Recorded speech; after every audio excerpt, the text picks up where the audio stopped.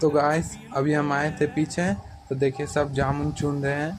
अभी हमारे पेड़ में जामुन फड़े हुए हैं, देखिए जूम करके दिखाते हैं आपको।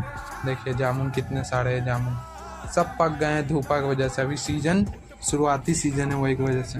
देखिए कैसे तोड़ रहा है ये, भागो भागो भागो भागो।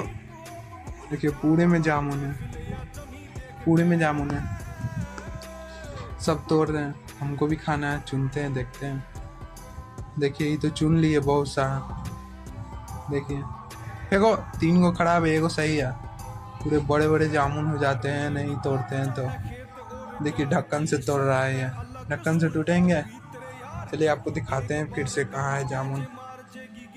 देखिए यही सब पेड़ में जामुन है, देखिए यही तोड़ रहा है। कैसे तोड़ सकते हैं देख सकते हैं। देखिए अब गिरेगा जामुन। हाँ गिरा गिरा गिरा गिरा। चुनो चुनो चुनो, जल्दी चुनो जल्दी चुनो।